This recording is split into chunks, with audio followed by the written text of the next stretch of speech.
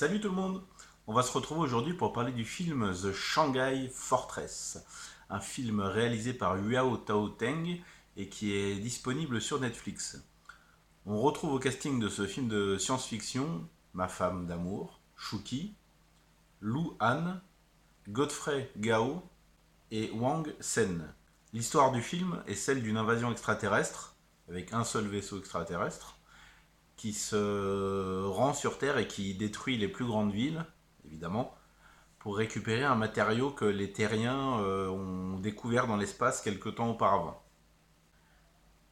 Alors comme je l'ai dit à la chronique du film The Wandering Earth, qui est aussi un film de science-fiction chinois et qui est aussi disponible sur Netflix, je préfère voir ce genre de production, c'est-à-dire des films de science-fiction qui se donnent de l'ambition, qui essayent d'être spectaculaires, plutôt qu'encore une tripotée de films en costume avec des effets numériques dégueulasses, parce que c'est pas du tout ma tasse de thé, et c'est ce que la Chine nous a abreuvé pendant des années et des années.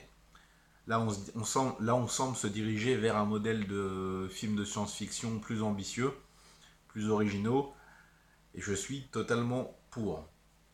Alors je vais d'abord parler des points positifs du film, c'est ce qui m'a plu. Alors c'est pas l'histoire qui est complètement classique et complètement lambda, une invasion extraterrestre et les humains essayent de repousser les extraterrestres. Originalité quand tu nous tiens. J'ai plutôt apprécié les scènes d'action qui sont plutôt correctes, avec des effets spéciaux assez réalistes et assez travaillés. Il y a une bonne immersion dans certaines scènes d'action avec une caméra qui va faire des travelling, passer à travers des obstacles et suivre les personnages. Dans les scènes de bataille dans les airs, c'est correct aussi, c'est assez propre, les effets spéciaux sont tout à fait crédibles et la caméra se balade entre les vaisseaux et ça donne une bonne petite immersion. On va retrouver des plans assez larges, pas trop surcutés, c'est plutôt lisible et l'action est plutôt divertissante dans l'ensemble. C'est toujours un plaisir de voir Shuki, hein, c'est une de mes actrices préférées, elle est adorable et elle est magnifique et la voir c'est toujours un vrai plaisir pour le cœur et pour les yeux. Mais alors le reste du film, ils ont essayé de caser une romance entre Luan là, donc je sais même pas si c'est un acteur ou un chanteur ou un acteur de drama à la base, je connais pas du tout ce mec. Donc ils ont essayé de caser une romance entre Luan et Shuki. Une romance à sens unique parce que on va suivre le point de vue de Luan qui est complètement fou amoureux du personnage de Shuki. Je comprends un petit peu, hein, c'est un petit peu normal, mais bon. Et le problème, c'est que ça fonctionne absolument pas. Ça prend trop de place dans le récit et ça fonctionne absolument pas. Ça va être une espèce de. On a tous vécu ça, vous savez, quand on était au lycée et qu'on était attiré par un prof ou une prof qu'on trouvait magnifique, qu'on commençait à idéaliser un petit peu, qu'on commençait à aimer. Voilà, là, c'est un petit peu le même contexte, quoi. Parce que déjà, on essaie de passer outre la différence d'âge entre les deux, mais franchement, Louane, tu le vois envoyer ses SMS à Chouki en mode ah, bonne nuit, comment j'étais aujourd'hui, j'étais courageux, passe une bonne nuit, dors bien. Vas-y, mec, prends un granola, un Capri Sun et va jouer dans la cour en attendant que la sonnerie des cours reprenne. Franchement, ça prend trop de place dans le film, c'est complètement inutile et ça fonctionne pas, quoi. On a deux trois scènes où Shuki et Luan vont partager l'écran, mais il n'y a absolument aucun signe de Shuki qui montre qu'elle puisse avoir un quelconque intérêt pour ce genou là. Il n'y a rien qui fonctionne, il n'y a même pas un regard ou un sourire quelconque qui puisse me faire dire ah peut-être que madame, hein, ça serait une milf. Hein. Non, franchement, je comprends pas ce qu'ils ont essayé de faire, quoi. Après, on aurait pu partir du point de vue, oui, j'idéalise cette femme qui est une soldat, une femme combattante très courageuse, qui représente l'espoir et tout, mais non, là, on est bien sur un point de vue amoureux, et je comprends pas ce choix scénaristique parce que ça, d'une, ça apporte rien, et deux, voilà quoi. C'est complètement inintéressant et ça fonctionne pas.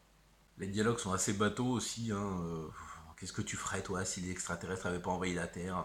Ah bah j'aimerais, je vivrais, je bâtirais une famille. Ouais, ce que tout le monde ferait si les extraterrestres n'avaient pas envahi la Terre, quoi. C'est assez plat niveau dialogue. Bon, c'est pas super, super passionnant. Après, comme je l'ai dit, l'esthétique du film et les scènes d'action sont quand même assez divertissantes, hein. Je vais pas être de mauvaise foi en disant que la romance flinguée prend 50% du métrage. Ce n'est pas vrai. Ça en prend environ 30%, 35-40%. Voilà. C'est complètement inutile, mais bon, ça n'empêche pas non plus de regarder le film et de se concentrer sur le côté science-fiction. On va pas voir les extraterrestres. Ça va plus être en mode robot en fait. C'est un espèce de mix entre Transformers et Independence Day parce que les extraterrestres c'est des robots en fait. Je sais pas s'ils sont dans une armure ou quoi que ce soit, on le voit pas ou alors j'ai raté quelque chose. Mais ça reste des robots, des drones, des petits vaisseaux qui attaquent. Voilà, on reste sur un côté machine et non pas extraterrestre. Le film a une moyenne de 3,9 sur 10 sur IMDb et ouais, c'est la note que je mettrais moi aussi, hein. C'est un film de science-fiction qui a ses bons moments parfois, mais qui s'est embourbé dans un choix scénaristique complètement inintéressant et qui fait perdre le potentiel au film. On aurait pu davantage se concentrer sur les scènes de science-fiction et sur les scènes extraterrestres que sur Luan et Shuki dans un champ qui regarde les étoiles. Voilà. Voilà, je me suis pas éclaté devant The Shanghai Fortress. J'ai pas non plus passé un mauvais moment, faut pas exagérer. C'est un film de science-fiction qui a ses bons moments, ses bons côtés. Les scènes d'action sont plutôt correctes et assez divertissantes, mais tout ce qui gravite autour est vraiment oubliable et c'est dommage. Ça aurait pu être bien mieux. Je vous conseille davantage The Wandering Earth, même s'il ne traite pas d'invasion extraterrestre, c'est un film de science-fiction bien supérieur. Il est aussi disponible sur Netflix et je vous invite à le voir si ce n'est pas déjà fait. Alors si vous projetez de voir The Shanghai Fortress, n'hésitez pas à me faire un retour. Si vous l'avez déjà vu, dites-moi ce que vous en avez pensé. Peut-être que vous avez apprécié le film davantage que moi. On pourra en parler si vous me laissez un petit commentaire. Voilà, voilà. Ça sera tout pour cette critique. Je vous dis regardez du cinéma asiatique, vous savez que ça déchire.